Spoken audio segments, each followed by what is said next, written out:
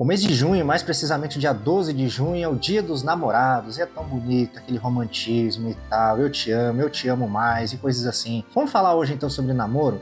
Nós vamos trazer aqui 8 princípios para um namoro cristão, um namoro saudável. Vamos conferir? E sejam muito bem-vindos ao Our Life, nosso canal. Nós criamos esse canal com o intuito de ensinar vocês tudo aquilo que nós temos aprendido. E vamos falar sobre o namoro. Não sei se você já se perguntou sobre isso, mas tem namoro na Bíblia?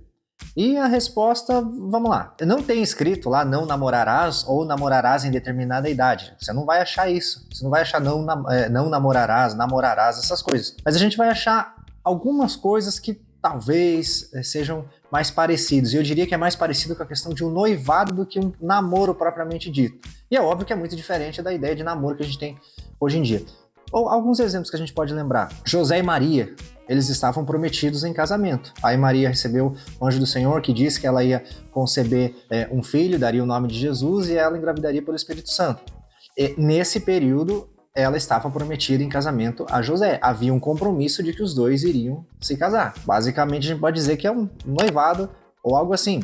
A gente pode lembrar de Isaac e Rebeca, onde Abraão chama o seu servo Eliezer, pede para ele jurar que ele não ia arrumar uma esposa para Isaac ali da terra onde ele estava, mas sim da parentela de Abraão.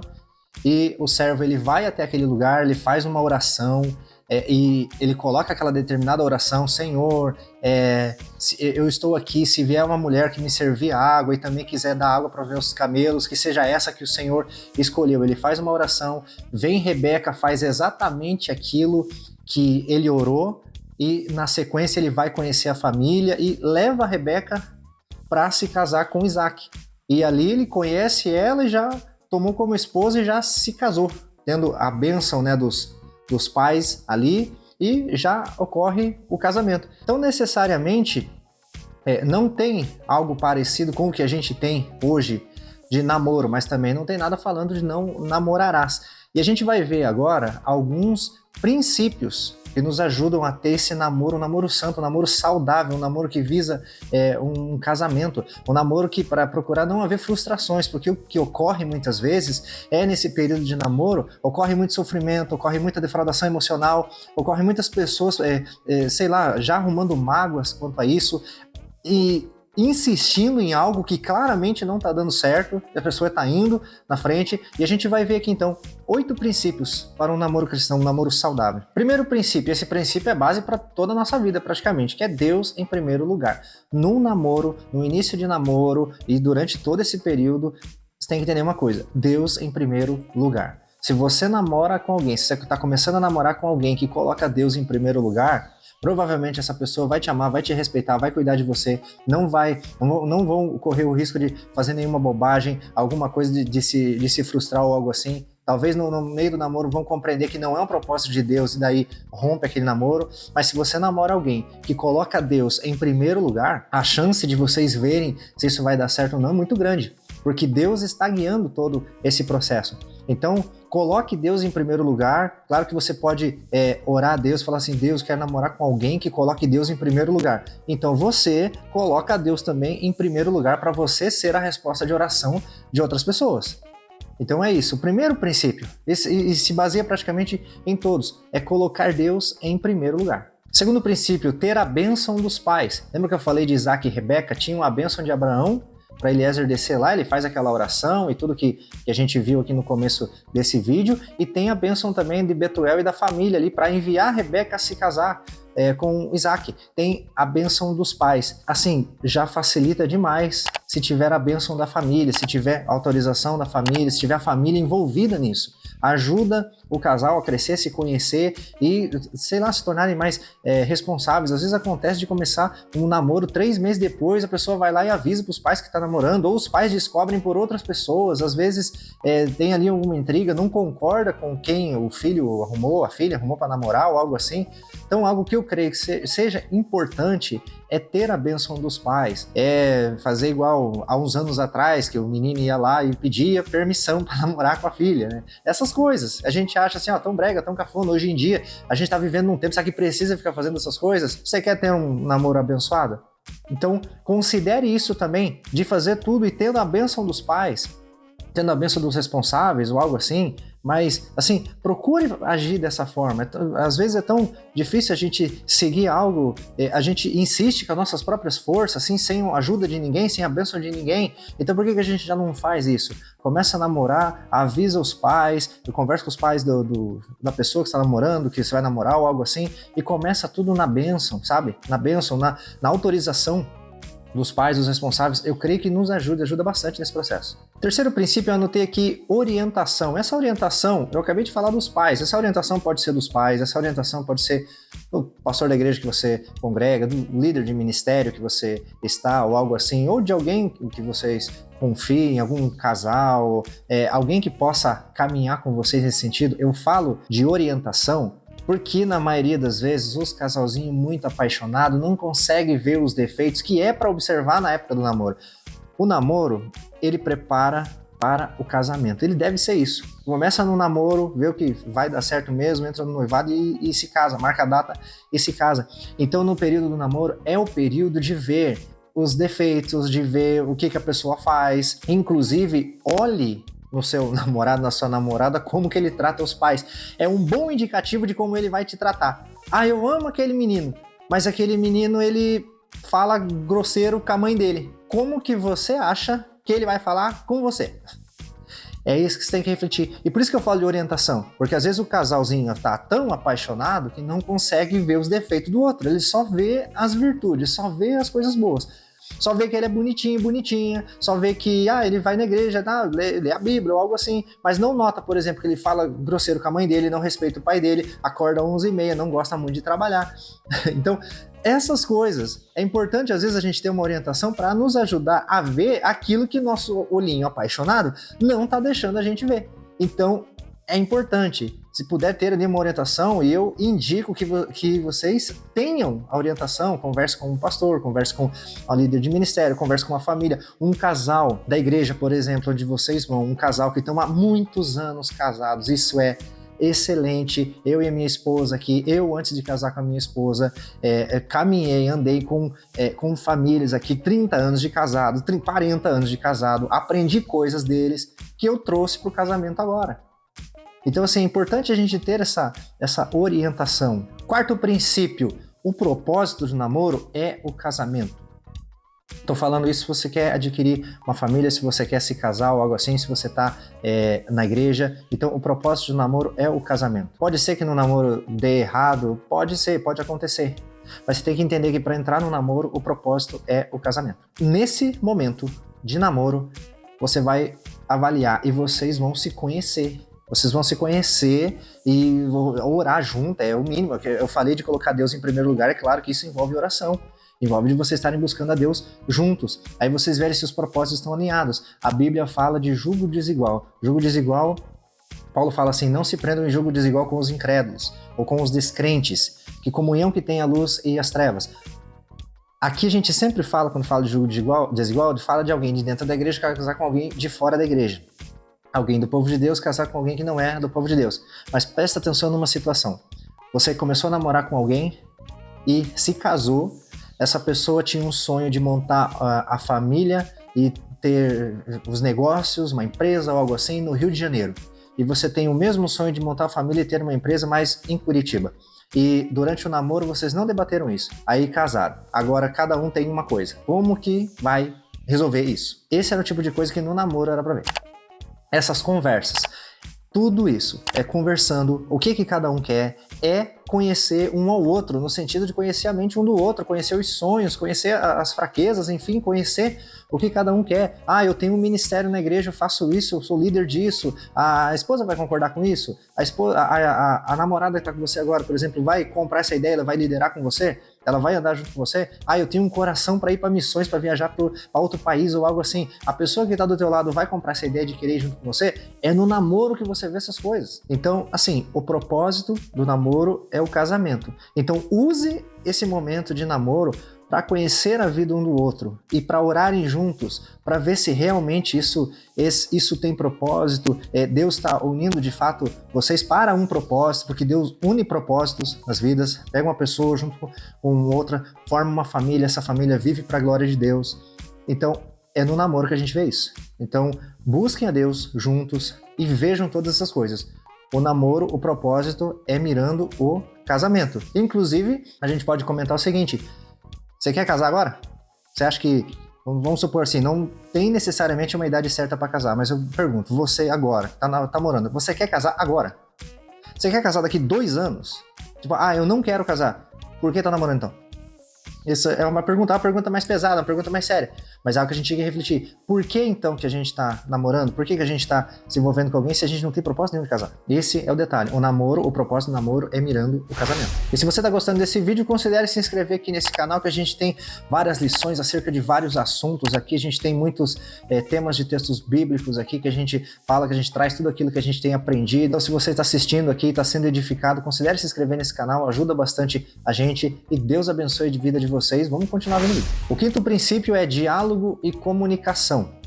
O que vocês acham que vocês vão fazer depois do casamento? Provavelmente vocês vão ter que continuar tendo diálogo e comunicação. E no namoro, o que vocês vão ter que fazer? Vão ter que ter diálogo, vão ter que ter comunicação, vão ter que se conversar. Se conversem sobre todas as coisas possíveis. Se conversem, porque quando vocês casarem vai continuar a mesma coisa.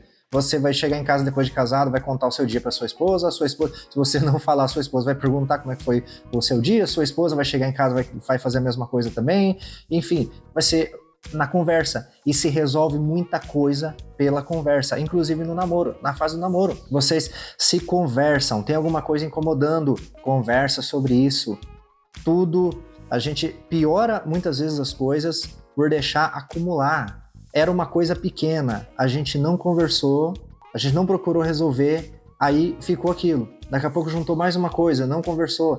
Chega uma hora que estoura e aí vira uma briga pesada. E daí sabe o que acontece? Fica lembrando, você fez isso, você fez isso, você fez isso, você fez isso. Eu e você, que você fez isso, fez isso, fez isso, fez isso. Sendo que, se conversasse lá no começo com uma coisinha só, se resolvia. Leve esse princípio no namoro, porque é algo que vai acontecer lá no casamento. Então, continue isso, continue o diálogo. Para se conhecer, vocês conversaram bastante. Para se conhecer, ficava no celular, no WhatsApp, mandando figurinha um pro outro, ficava conversando. Daí, e levem isso para frente. E a ideia é que o período de namoro de vocês conversem muito e quando casar, essa conversa inclusive aumente. Então, assim, tenham diálogo, tenham comunhão com o outro, porque muitos problemas são resolvidos quando a gente tem diálogo e comunhão. E também o fato de se conhecer um ao outro. Então, vai se conhecer um ao outro conversando com o outro. Sexto princípio, respeito.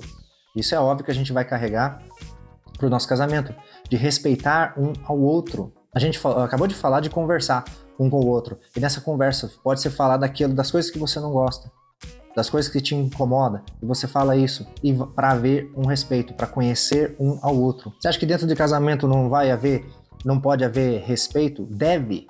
É importantíssimo respeitar um ao outro, respeitar o que cada um pensa ou algo assim. E no namoro? Se a gente vai viver essas coisas no casamento, no namoro a gente já deve praticar isso, do respeito ao próximo. Sétimo princípio, pensar no futuro. Vocês como casal de namorados, que está assistindo, que está pensando em namorar, qual que é teu pensamento sobre o futuro? Ou assim, você começou a namorar e, não sei o que vai acontecer. Sinceramente não sei, eu ganho tanto aqui, não sei como é que vai ser. Não, talvez eu vou morar com o pai e a mãe, eu não sei, será que eu vou alugar casa? Eu não sei, será que eu vou conseguir comprar uma casa? Só estão namorando, só tá indo e pronto, não penso no futuro. Considere pensar sobre isso, pensar sobre o futuro de vocês. A gente falou aqui no vídeo que o namoro ele mira o casamento. Como que vocês vão sobreviver depois? Como é que vai ser o casamento de vocês? Como é que vai ser a família? Onde vocês vão morar? Vocês já pensaram sobre isso? Como que nós vamos comprar uma casa? Eu e minha esposa, quando começamos a namorar, a gente falou assim, vamos poupar algum dinheiro? Vamos. Eu poupei o meu, ela poupou o dela. E a gente foi guardando dinheiro para aquilo. Inclusive um dia eu falei brincando, bom, se o namoro não der certo, pelo menos dinheiro a gente tem guardado, né? Mas o fato é que graças a Deus deu certo, a gente está casado há 6 anos e ali naquele começo a gente poupou sobre isso. Sabe o que aconteceu? Depois de um determinado período, a gente conseguiu comprar a nossa casa.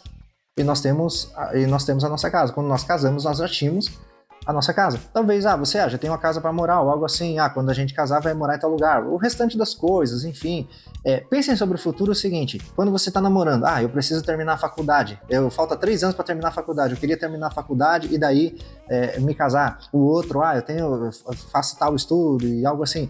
conversem sobre isso também, conversem sobre o futuro. Então, beleza, vou terminar a faculdade daqui 3 anos, então vamos marcar o casamento daqui, depois da faculdade a gente termina e algo assim. Mas conversem e pensem sobre, e tentem planejar sobre como vai ser o futuro. Se não fica um namoro se arrastando há 5, 8, 10 anos, que você pergunta pra pessoa, vocês querem se casar? Não. Já pensaram sobre isso? Não. Já pensaram em comprar alguma coisa, adquirir alguma coisa, o casamento de vocês? Também não.